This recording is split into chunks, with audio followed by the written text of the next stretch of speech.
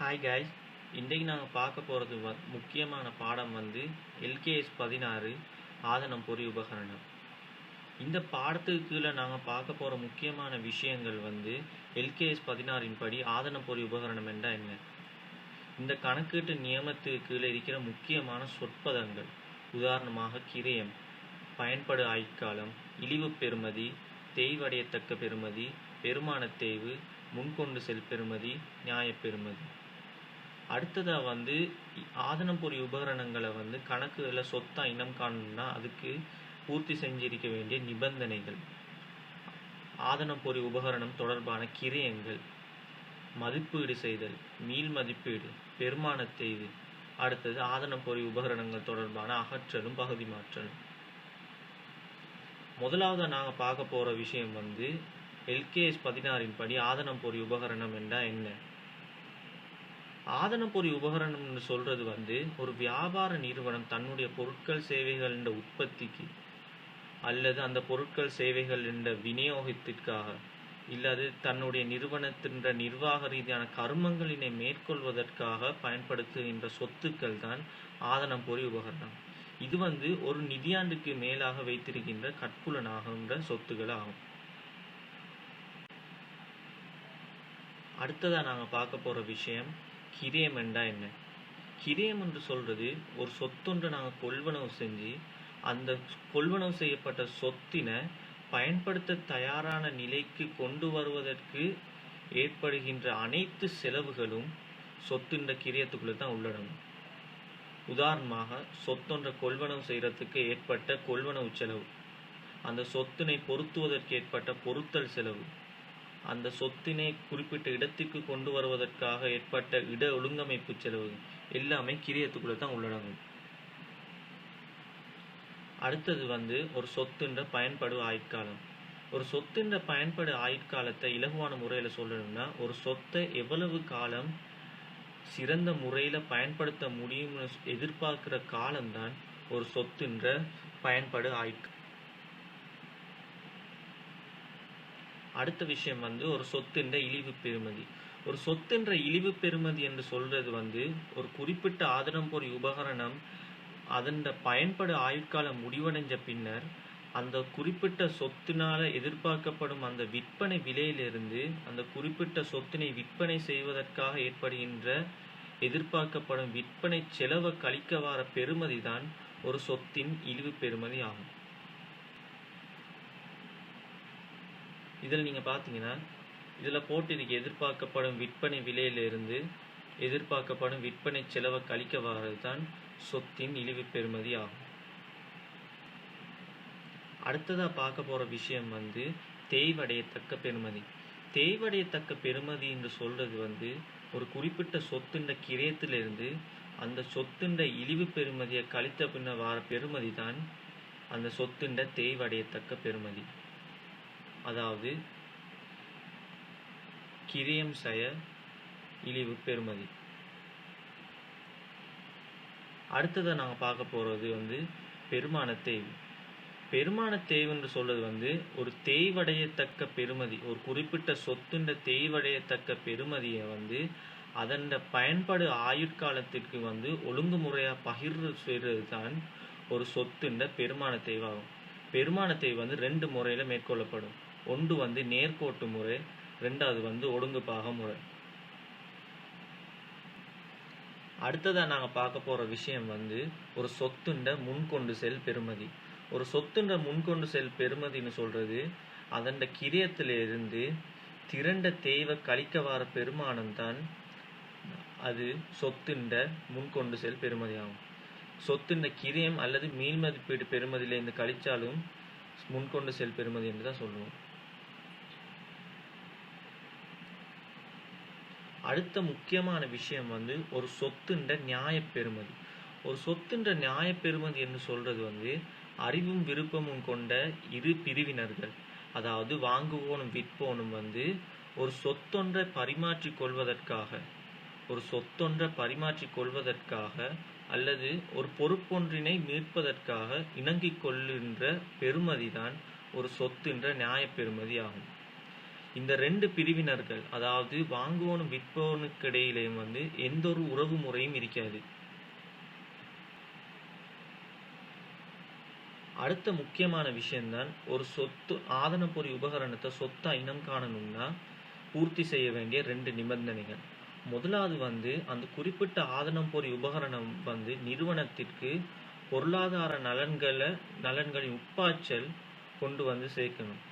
பொருளாதார நலன்கள் உட்பாய்ச்சல் காணப்பட்டால் மட்டும்தான் அதை சொத்தாக இனம் காண முடியும். அடுத்தது வந்து அந்த குறிப்பிட்ட சொத்துண்ட கிரியத்தை வந்து நம்பகரமாக மதிப்பிடக்கூடியதாக இருக்கணும். அடுத்த முக்கியமான விஷயம் வந்து ஒரு சொத்துண்ட கிரியங்கள். ஒரு சொத்துண்ட கிரியத்தை வந்து 2ஆ பிரிப்போம், ஆரம்ப கிரியம், பிற்கால கிரியம். முதலாவது ஆரம்ப கிரியம். ஆரம்ப கிரியம் என்று சொல்றது வந்து ஒரு சொத்தொன்றை கொள்வனவு செஞ்சு அதனை பயன்படுத்த தயாரான நிலைக்கு கொண்டு வரும் வரை ஏற்படுகின்ற அனைத்து செலவுகளும் வந்து ஆரம்ப கிரியத்துக்குள்ள தான் உள்ளடங்கும். உதாரணமாக மோட்டார் வாகனம் ஒன்றை கொள்வனவு செய்த செலவு 1 லட்சம், அதற்கு ஏற்பட்ட பொருத்தல் செலவு 20,000.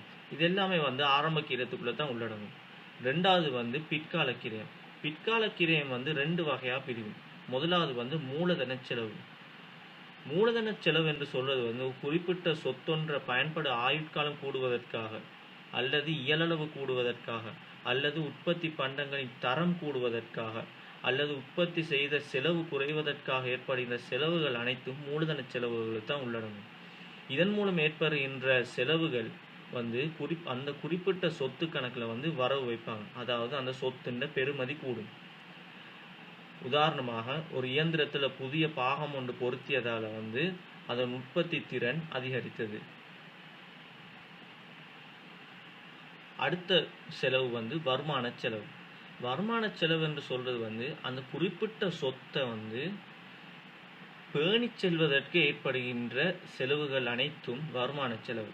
இந்த செலவை வந்து குறிப்பிட்ட சொத்து கணக்கில் வரவு வைக்க மாட்டாங்க, வருமான கூற்றில் வரவு வைப்பாங்க. அதாவது ஒரு செலவாக இனம் காணுவாங்க. உதாரணத்துக்கு வந்து மோட்டார் வாகன பராமரிப்பு செலவு, இது வருமான செலவுக்கு ஒரு உதாரணமாகும். அடுத்த முக்கியமான விஷயம் வந்து ஒரு சொத்தின் ஆரம்ப கிரியத்தில் இனம் காணும் போது உள்ளடங்கும் போது ஒரு சொத்தை வந்து முதலாக கிரியத்தில் தான் இனம் காணணும். அப்படி கிரியத்தில் இனம் காணக்குள்ள 3 விஷயங்கள் முக்கியத்துவம் பெறும். முதலாவது வந்து ஆரம்ப கொள்வனவு கிரியம். இந்த ஆரம்ப கொள்வனவு கிரியத்துக்குள்ள நிறைய விஷயங்கள் உள்ளடங்கும். உதாரணத்துக்கு வந்து கொள்வனவு செலவு, அடுத்தது வந்து வியாபார கழிவு, மானியம் கழித்த பின்னரான இறக்குமதி தீர்வை, கப்பல் கட்டணம், காப்புறுதி கட்டணம், மீளச் செலுத்தப்படாத ஏனைய வரிகள். இந்த அனைத்தும் வந்து ஆரம்ப கொள்வனவு கிரியத்துக்குள்ள தான் உள்ளடங்கும். கொள்வனவு செலவுங்கிறது அந்த குறிப்பிட்ட சொத்தினை கொள்வனவு செய்ததால் ஏற்பட்ட செலவு. எங்களுக்கு தந்த வியாபார கழிவு, அந்த குறிப்பிட்ட சொத்தினை கொண்டு வருவதற்கு ஏற்பட்ட கப்பல் கட்டணம், காப்புறுதி கட்டணம், மீளச் செலுத்தப்படாத ஏனைய வரிகள். இது எல்லாமே வந்து ஆரம்ப கொள்வனவு கிரியத்துக்குள்ள தான் உள்ளடங்கும். அடுத்த விஷயம் வந்து ஒரு குறிப்பிட்ட சொத்தினை அந்த குறிப்பிட்ட உத்தேச இடத்திற்கும் நிலைமைக்கும் கொண்டு வருவதற்கு ஏற்பட்ட செலவுகள்.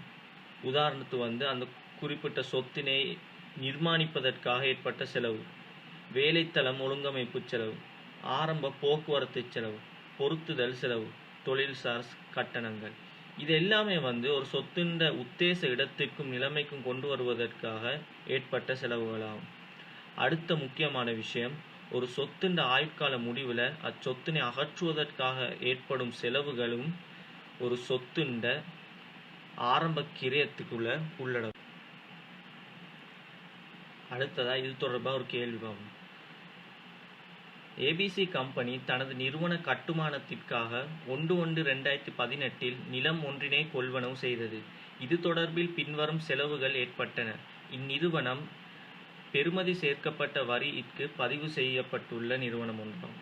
நிலத்தின் கொள்வினை 4 மில்லியன், முத்திரை வரி 2 லட்சம், வெட் வரி 10,000, பழைய கட்டட அகற்றல் 2,50,000, நிலத்தினை தயார்படுத்தல் ஏற்பட்ட செலவு 2,50,000, வருடாந்த பராமரிப்பு செலவு 1 லட்சம், பழைய கட்டடத்தின் மூலம் பெற்ற வாடகை 50,000.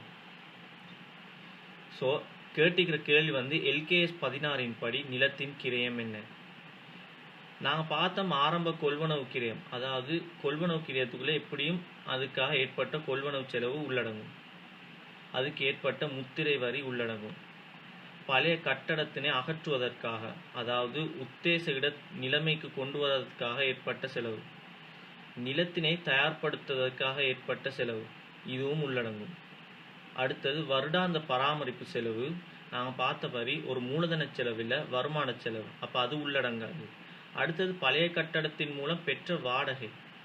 இது ஒரு வருமானம், ஆனால் இது உள்ளடங்கும். எப்படின்னா, நம்மளோட கிரயத்தினை குறைக்கிற ஒரு விஷயமா உள்ளடங்கும். இந்த நிறுவனம் வெட்டுக்கு பதிவு செய்யப்பட்ட நிறுவனம் என்றதால இந்த வெட் வரி உள்ளடங்காது. ஏனென்றால் பதிவு செய்யப்பட்ட நிறுவனங்களோட வெட் வரி மீள கொடுக்கப்படும். அதனால வெட் வரி உள்ளடங்காது. அதுவே இந்த நிறுவனம் வெட்டுக்கு பதிவு செய்யப்படாத ஒரு நிறுவனமாக இருந்துச்சுன்னா இந்த வெட் வரி உள்ளடங்கும். அப்போ விட இந்த 4 மில்லியன், 2 லட்சம், 2,50,000, 2,50,000, அடுத்தது இந்த 50,000 கழியும். விட 46,50,000 தான் விட.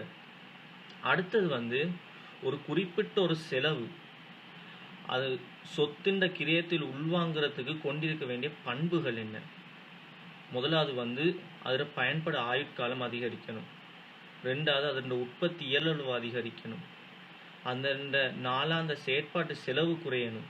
அந்த குறிப்பிட்ட சொத்தின் பெறுமதி அதிகரிக்கணும். அந்த குறிப்பிட்ட செலவு அடிக்கடி ஏற்படாததாக இருக்கணும். நிறுவனம் ஒன்று 2019 ஜனவரி 1 ரூபாய் 5,50,000 பெறுமதியான புதிய இயந்திரம் ஒன்றினை கொள்வனவு செய்தது. ரூபாய் 50,000 கிரயத்தில் பொருத்தியது. இதன் பயன் தரு ஆயுட்காலம் 5 ஆண்டுகள் எனவும் 5 ஆண்டுகளின் பின் ரூபாய் 20,000 செலவு செய்து ரூபாய் 1,20,000 விற்க முடியும் என தீர்மானிக்கப்பட்டது. இயந்திரத்திற்கு நேர்கோட்டு முறையில் தேய்விடப்படுகின்றது.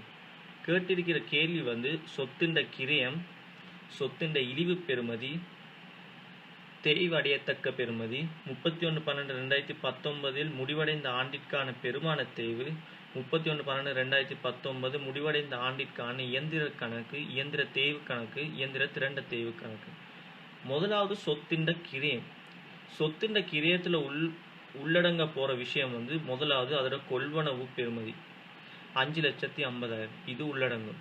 ரெண்டாவது இந்த புதிய எந்திரம் ஒன்றை கொள்வனவு செய்து 50,000 கிரயத்தில் பொருத்தியது. அப்போ இந்த பொருத்தல் செலவும் உள்ளடங்கும். வேற கொள்வனவு கிரயம் சம்பந்தமா வேற எந்த ஒரு விஷயமும் இல்லை. அப்போ விட 6 லட்சம். சொத்தின் கிரயம் 5,50,000 சக 50,000 சமன் 6 லட்சம். ரெண்டாவது கேட்டிருக்கிற விஷயம் சொத்தின் இழிவு பெறுமதி. சொத்தின் இழிவு பெறுமதிங்கிறது அந்த சொத்தின் எதிர்பார்க்கப்படுகின்ற விற்பனை விலையிலிருந்து எதிர்பார்க்கப்படுகின்ற விற்பனை செலவு. எதிர்பார்க்கப்படுகின்ற விற்பனை விலை 1,20,000. எதிர்பார்க்கப்படுகின்ற விற்பனை செலவு 20,000. அப்போ 1,20,000 20,000 போனால் 1 லட்சம் தான் இந்த குறிப்பிட்ட சொத்தின் இழிவு பெறுமதி. அடுத்தது தேய்வடையத்தக்க பெறுமதி. தேய்வடையத்தக்க பெறுமதி என்று சொல்றது ஒரு குறிப்பிட்ட சொத்தின் கிரயத்திலிருந்து அந்த குறிப்பிட்ட சொத்தின் இழிவு பெறுமதியை கழிச்சா வார பெறுமதி தான் ஒரு சொத்தின் தேய்வடையத்தக்க பெறுமதி. அப்போ 6 லட்சத்திலிருந்து 1 லட்சம் போனால் 5 லட்சம் தான் இந்த குறிப்பிட்ட சொத்தின் தேய்வடையத்தக்க பெறுமதி. அடுத்த கேட்டிருக்கிற கேள்வி 31/12/2019 முடிவடைந்த ஆண்டிற்கான பெருமான தேய்வு. பெருமான தேய்வுங்கிறது இந்த தேய்வடையத்தக்க பெறுமதியை அந்த குறிப்பிட்ட சொத்தின் பயன் தரு ஆயுட்காலம் இடையே முறையாக பகிர்வு செய்கிறது. அப்போ இந்த 5 லட்சத்தை 5 ஆண்டுகளுக்கு பகிர்வு செய்தால் ஒரு ஆண்டுக்கு எவ்வளோ பெருமான தேய்வு வரும். அப்போ 5 லட்சத்தை 5ஆல் பிரித்தா வார விட இந்த ஆண்டுக்கான பெருமான தேய்வு 1 லட்சம். அடுத்த கேள்வி இயந்திர கணக்கும், இயந்திர தேய்வு கணக்கு, இயந்திர திரண்ட தேய்வு கணக்கு. இந்த இயந்திரத்தை கொள்வனவு செய்ததால 5,50,000 ரூபா காசு வெளியே போய். அப்போ இயந்திர கணக்கு வரவு, காசு கணக்கு செலவு, அதற்கு ஏற்பட்ட பொருத்தல் செலவு. அப்போ காசு கணக்கு செலவு, இயந்திர கணக்கு வரவு. அடுத்தது இந்த குறிப்பிட்ட இயந்திரம் தொடர்பான இந்த ஆண்டிற்கான இயந்திர தேய்வு. அப்போ இயந்திர தேய்வு கணக்கு வரவு 1 லட்சம், இயந்திர தேய்வு ஏற்பாட்டு கணக்கு செலவு 1 லட்சம். இந்த இயந்திர தேய்வு கணக்குன்ற மீதி வருமான கூற்றுக்கு ஒரு செலவாக போகும். அடுத்ததா நாங்க பார்க்க போற முக்கியமான விஷயம் வந்து, வணிகம் ஒன்று முதலாக கிரயத்தில் இனங்கண்ட பின்னர் இரு மாதிரியில் அளவிட முடியும். அதாவது எப்பயுமே முதல் முறையா வந்து வணிகம் ஒன்றோட ஆதனப்பொறி உபகரணங்களை கிரயத்துல தான் இனம் காணணும். முறையா கிரயத்தில் இனம் கண்ட பின்னர் 2 முறையில வந்து நாங்க அளவிட முடியும். முதலாவது வந்து கிரய மாதிரி, 2வது மீள் மதிப்பீடு மாதிரி. கிரய மாதிரி வந்து நாங்க வழமையா செய்யறது மாதிரி தான் செய்யணும். கிரயம் செயற்திறண்ட தேய்வு. அடுத்தது வந்து மீள் மதிப்பீட்டு மாதிரி. மீள் மதிப்பீட்டு மாதிரி வந்து முதன்முறையா மீள் மதிப்பீடு செய்து லாபம் ஈட்டினா அது தொடர்பாக எப்படி பதிவுகளை மேற்கொள்ளணும். முதலாவது வந்து அந்த மீள்மதிப்பீடு செய்கின்ற திகதி வரையான திரண்ட தேவை என்ன செய்வோம். அந்த திரண்ட தேய்வு கணக்குல வரவும் உரிய சொத்து கணக்குல செலவாகவும் பதிவோம். அதாவது அந்த தேய்வை அளிக்கிறோம் கணக்குகளை விட்டு. 2வது வந்து அந்த மீள் மதிப்பீட்டு மிகையை என்ன செய்வோம். மீள் மதிப்பீட்டு மிகையை வந்து அந்த குறிப்பிட்ட சொத்துன்ற பெறுமதி கூடுறதால அந்த உரிய சொத்து கணக்குல வரவு வைப்போம். அடுத்தது வந்து இது ஒரு மிகை என்றதால இது உரிமை என்ற ஒரு விஷயத்துக்குள்ள உள்ளடங்கும். அதனால மீள் மதிப்பீட்டு ஒதுக்க கணக்கு செலவு. அதே மாதிரி மீள் மதிப்பீடுல வந்து நட்டம் ஈட்டினா என்ன பதிவுகளை மேற்கொள்ளணும். முதலாவது பதிவு அதே மாதிரி தான். மீள் மதிப்பீடு திகதி வரையிலான திரண்ட தேவை வந்து திரண்ட தேய்வு கணக்கு வரவு, உரிய சொத்து கணக்கு செலவு. மீள் மதிப்பீடுல நட்டம் வந்துச்சுன்னா அந்த நட்டத்தை வந்து நாங்க வருமான கூற்றுல வந்து முன்னெச்சரிக்கை எண்ணக்கருப்படி அதோட நட்டமா தான் காட்டுவோம். வருமான கூற்று வரவு, உரிய சொத்து கணக்கு செலவு. அடுத்த சந்தர்ப்பம் வந்து கடந்த வருடங்களில் மீள் மதிப்பீடு செய்யப்பட்ட சொத்து மீண்டும் மீள் மதிப்பீடு செய்யப்பட்டால் எப்படி பதிவுகளை மேற்கொள்ளணும். முதலாவது சந்தர்ப்பம் வந்து கடந்த வருடம் மீள் மதிப்பீடு செய்ததில் ஏற்பட்ட மிகை அல்லது லாபம் ரூபாய் 5 லட்சம். அதாவது கடந்த வருடம் நாங்கள் குறிப்பிட்ட ஒரு சொத்தனை வந்து மீள் மதிப்பு செஞ்சிருக்கோம். அந்த மீள் மதிப்பீடு செஞ்சதால ஏற்பட்ட மிகை வந்து 5 லட்சம். அப்போ அந்த மீள் மதிப்பீட்டு ஒதுக்க கணக்குல செலவுல 5 லட்சம் மீதியா இருக்குது. அப்போ முதலாவது சந்தர்ப்பம் வந்து இவ்வருடம் மீள் மதிப்பீடு செய்ததில் ஏற்பட்ட நட்டம் 4 லட்சம். அதாவது கடந்த வருடம் வந்து மிகை 5 லட்சம் இருந்துச்சு. இந்த வருடம் வந்து இவங்க மீள் மதிப்பீடு செய்ததுல வந்து நட்டம் 4 லட்சம் வந்துருக்கு. அப்போ எப்படி இது தொடர்பாக வந்து பதிவுகளை மேற்கொள்ளணும். முதலாவது வந்து இந்த மீள் மதிப்பீட்டு ஒதுக்க கணக்குல இருக்கிற 5 லட்சத்துல இருந்து 4 லட்சத்தை கழிக்கணும். அப்போ மீள் மதிப்பீட்டு ஒதுக்க கணக்கு வரவு 4 லட்சம். அந்த குறிப்பிட்ட மீள் மதிப்பீடு செய்ததால ஒரு நட்டம் 4 லட்சம் ஏற்பட்டிருக்கு. அப்படின்னா அந்த குறிப்பிட்ட சொத்துன பெறுமதி குறையுது. அப்போ அந்த குறிப்பிட்ட சொத்து கணக்கு செலவு 4 லட்சம். அடுத்த சந்தர்ப்பம் வந்து இவ்வருடம் மீள் மதிப்பீடு செய்ததில் ஏற்பட்ட நட்டம் 8 லட்சம் எனின், அதாவது போன வருஷம் மீள் மதிப்பீடு செய்ததில் ஏற்பட்ட லாபம் 5 லட்சம், இந்த வருஷம் ஏற்பட்டிருக்கின்ற நட்டம் வந்து 8 லட்சம். அப்போ ஏற்கனவே இருக்கின்ற மிகையை விட அதிகமாக நட்டம் வந்திருக்கு. இப்படி நட்டம் வந்தால் எப்படி பதிவுகளை மேற்கொள்வோம். முதல்ல வந்து மீள் மதிப்பீடு ஒதுக்க கணக்கில் இருக்கிற மொத்த 5 லட்சத்தையும் வந்து பதிவுலேருந்து இல்லாமலிப்போம். முதலாவது வந்து மீள் மதிப்பீட்டு ஒதுக்க கணக்கு வரவு 5 லட்சம். அடுத்தது வந்து மேலதிகமாக 3 லட்சம் ரூபா நட்டம் ஏற்பட்டிருக்கு. மேலதிகமாக 3 லட்சம் நட்டம் ஏற்பட்டால் அதை வந்து வருமான கூற்றுல தான் வரவு வைப்போம். அடுத்தது வந்து இந்த குறிப்பிட்ட சொத்துன்ற பெறுமதி குறையிறதால அந்த குறிப்பிட்ட சொத்து கணக்கு செலவு 8 லட்சம். அடுத்த சந்தர்ப்பம் வந்து கடந்த வருடம் மீள் மதிப்பீடு செய்ததில் ஏற்பட்ட நட்டம் 4 லட்சம். கடந்த வருடம் மீள் மதிப்பீடு செய்ததில் ஏற்பட்ட நட்டம் 4 லட்சம். அப்படின்னா வருமான கூற்றுல போன வருஷம் முன்னெச்சரிக்கை எண்ணக்கருப்படி இந்த 4 லட்சத்தை ஒரு நட்டமா காட்டியிருப்போம். இவ்வருடம் மீள் மதிப்பீடு செய்ததில் ஏற்பட்ட லாபம் 3 லட்சம். இவ்வருடம் இவங்க மீள் மதிப்பீடு செய்ததுல வந்து லாபம் 3 லட்சம் ஏற்பட்டிருக்கு. முதலாவது பதிவு வந்து இந்த குறிப்பிட்ட சொத்துன்ற பெறுமதி கூடுது. இந்த குறிப்பிட்ட சொத்துன்ற பெறுமதி கூடுதுன்னா அதுக்கான பதிவு வந்து அந்த குறிப்பிட்ட உரிய சொத்து கணக்கு வரவு 3 லட்சம். 2வது வந்து போன வருஷம் 4 லட்சம் நட்டமாக காட்டினதால இதை வந்து மீள் மதிப்பீட்டு ஒதுக்க கணக்கில் 3 லட்சம் செலவு வைக்க மாட்டோம். வருமான கூற்றுல தான் ஒரு வருமானமா அல்லது ஒரு செலவை குறைக்கிற ஒரு விஷயமா தான் பதிவோம். அப்ப வருமான கூற்று செலவு 3 லட்சம். 2வது சந்தர்ப்பம் வந்து இவ்வருடம் மீள்மதிப்பீடு செய்ததில் ஏற்பட்ட லாபம் 6 லட்சம். அதாவது ஏற்கனவே ஏற்பட்ட நட்டத்தை விட இந்த வருஷம் ஏற்பட்டு வந்திருக்கின்ற லாபம் வந்து 6 லட்சம். முதலாவது பதிவு வந்து அந்த குறிப்பிட்ட சொத்து கணக்கு வரவு 6 லட்சம். 2வது வந்து இந்த 4 லட்சம் போன வருஷம் ஏற்பட்ட இந்த 4 லட்சத்தை வந்து வருமானமா மொத்தமா காட்டும். அப்ப வருமான கூற்று செலவு 4 லட்சம். மீதி 2 லட்சம் இருக்குது. இந்த மீதி 2 லட்சத்தை வந்து மீள் மதிப்பீட்டு ஒதுக்க கணக்குல செலவு வைப்போம்.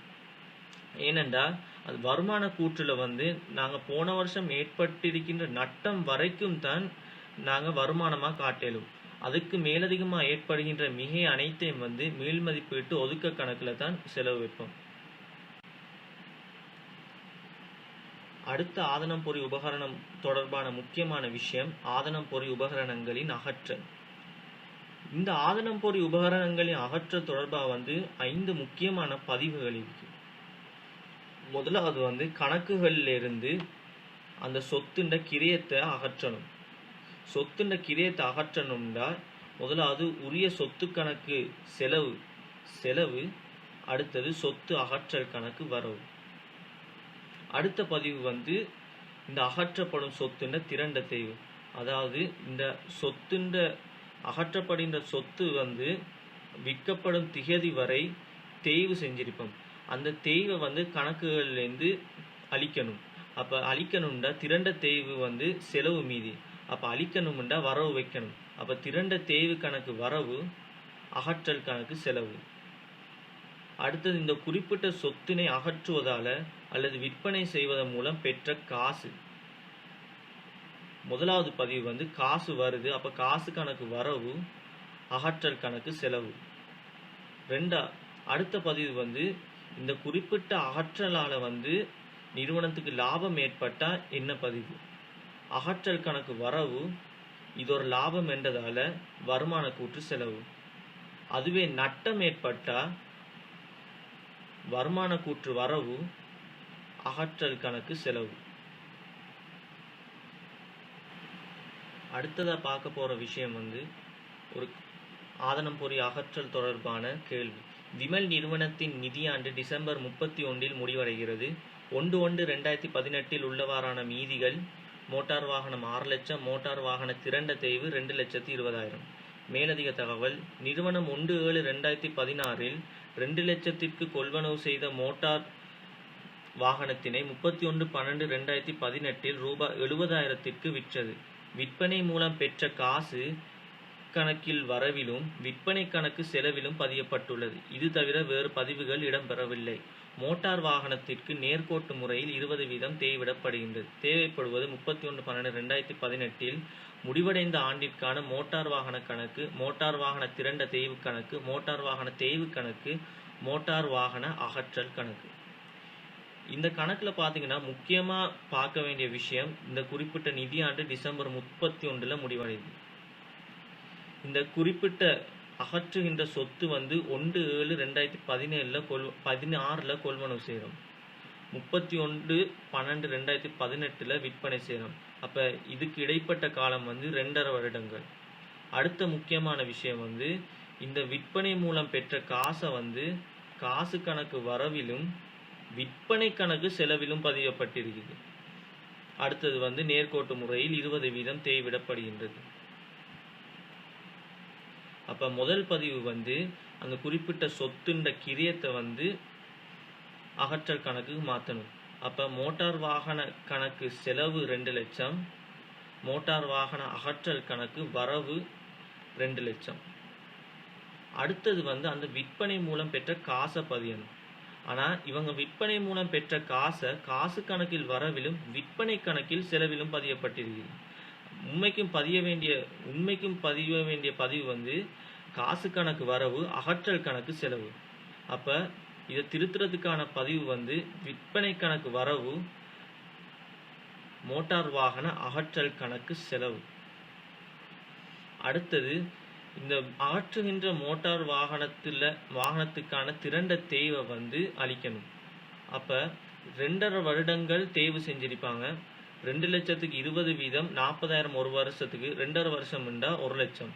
அப்போ மோட்டார் வாகன திரண்ட தேய்வு கணக்கு வரவு 1,00,000, மோட்டார் வாகன அகற்றல் கணக்கு செலவு 1,00,000. கணக்கை சமப்படுத்தினா நட்டம் ஏற்படுது இந்த சொத்து அகற்றலால் 30,000. அதை வருமான கூற்றுக்கு ஒரு செலவாக பதிவும். அடுத்தது வந்து எஞ்சிருக்கிற மோட்டார் வாகனங்களுக்கு தேய்வு செஞ்சால் மோட்டார் வாகன திரண்ட தேய்வு கணக்கு செலவு 80,000, மோட்டார் வாகன தேய்வு கணக்கு வரவு 80,000.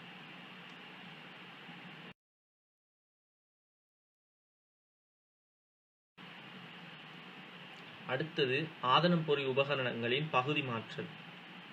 ஆதனம் பொறி உபகரண பகுதி மாற்றலில் முக்கியமாக 6 பதிவுகள் தான் இருக்குது. சொத்து அகற்றல் மாதிரியே பகுதி மாற்றலும் வந்து அதே மாதிரியான பதிவு தான். ஆனால் மேலதிகமாக ஒரு பதிவு வரும், பகுதி மாற்றாக பெற்ற சொத்தின் பதிவு. அதில் வந்து உரிய சொத்து கணக்கு வரவு, பகுதி மாற்றல் கணக்கு செலவு. அதை தவிர மீதி இருக்கிற அவ்வளோ பதிவுகளும் வந்து சொத்து அகற்றல மாதிரியான பதிவுகளே தான். ஆதனம் பொறி உபகரணங்கள பகுதி மாற்ற தொடர்பான ஒரு கேள்வி. கமல் நிறுவனத்தின் நிதியாண்டு டிசம்பர் 31 முடிவடைகின்றது. 1/1/2018 உள்ளவாறான மீதிகள். மோட்டார் வாகனம் 1 மில்லியன், மோட்டார் வாகன திரண்ட தேய்வு 4 லட்சம். நிறுவனம் 1/1/2016 3 லட்சத்திற்கு கொள்வனவு செய்த மோட்டார் வாகனத்தினை 1/7/2018 1,30,000 விற்றது. மிகுதி காசாக கொடுத்து 5 லட்சம் பெறுமதியான புதிய மோட்டார் வாகனம் ஒன்றினை கொள்வனவு செய்தது. மோட்டார் வாகனத்திற்கு நேர்கோட்டு முறையில் 20% தேய்விடப்படுகின்றது. முடிவடைந்த ஆண்டிற்கான மோட்டார் வாகன கணக்கு, திரண்ட தேய்வு கணக்கு, தேய்வு கணக்கு, பகுதி மாற்றல் கணக்கு. முதலாவது முக்கியமான விஷயங்களை மார்க் பண்ணணும். டிசம்பர் 31 முடிவடைகின்றது. 1/1/2016 கொள்வனவு செய்யப்பட்டது. 1/7/2018 விற்பனை செய்யப்பட்டது. அப்போ 2.5 வருடங்கள் தேய்வு செஞ்சிருப்போம். அடுத்து வந்து மிகுதி காசாக கொடுத்து 5 லட்சம் பெறுமதியான புதிய மோட்டார் வாகனம் ஒன்றினை கொள்வனவு செய்தது. 20% தேய்விடப்படுகின்றது. முதலாவது பதிவு வந்து அந்த குறிப்பிட்ட சொத்துன்ற கிரியத்தை வந்து கணக்குகள்லேருந்து அளிக்கணும். அப்போ 3 லட்சம் பெறுமதியான சொத்தை அளிக்கிறோம். அப்போ மோட்டார் வாகன கணக்கு செலவு 3 லட்சம், பகுதி மாற்றல் கணக்கு வரவு 3 லட்சம். அடுத்தது இந்த குறிப்பிட்ட நிதியாண்டிற்கான தேய்வு செய்யணும். அப்போ மோட்டார் வாகன திரண்ட தேய்வு கணக்கு செலவு 2,20,000, தேய்வு கணக்கு வரவு 2,20,000. அடுத்தது அந்த பகுதி மாற்றாக கொடுக்கின்ற மோட்டார் வாகனத்தின் திரண்ட தேய்வு வந்து கணக்குகள்லேருந்து அளிக்கணும். அப்போ 2.5 வருடங்கள் தேய்வு செஞ்சிருப்போம். 3 லட்சத்துக்கு 20% 60,000, 2.5 வருஷம் என்றால் 1,50,000. அப்போ மோட்டார் வாகன திரண்ட தேய்வு கணக்கு வரவு 1,50,000, பகுதி மாற்றல் கணக்கு செலவு 1,50,000. அடுத்தது வந்து இந்த மோட்டார் வாகனத்துக்கு புதுசாக வாங்குகிற 5 லட்சம் பெறுமதியான மோட்டார் வாகனத்துக்கு வந்து கொடுத்த காசு. இந்த 3 லட்சம் பெறுமதியான மோட்டார் வாகனத்தை 1,50,000 தேய்வு செய்யப்பட்டதான் என்றால் 1,50,000 தான் இதோட தேதிய பெறுமதி. 1,50,000 தேதிய பெறுமதி கொண்ட சொத்தை நாங்கள் 1,30,000 விற்பனை செய்தோம். அப்படின்னா அதிலே 20,000 நட்டம் வருது. அப்போ வருமான கூற்று வரவு 20,000. அடுத்தது வந்து இதுக்கு மிகுதியாக கொடுத்த காசு. அப்போ 1,30,000 தான் பெற்ற காசுண்டா 5 லட்சத்துலேருந்து 1,30,000 கழிச்சா 3,70,000 நாங்கள் மிகுதியாக கொடுத்திருப்போம். அப்போ மோட்டார் வாகன பகுதி மாற்றல் கணக்கு வரவு 3,70,000, காசு கணக்கு செலவு 3,70,000. அடுத்தது வந்து புதுசாக நாங்கள் பகுதி மாற்றாக பெறுகின்ற மோட்டார் வாகனத்தின் பதிவு. மோட்டார் வாகன கணக்கு வரவு 5 லட்சம், மோட்டார் வாகன பகுதி மாற்றல் கணக்கு செலவு 5 லட்சம்.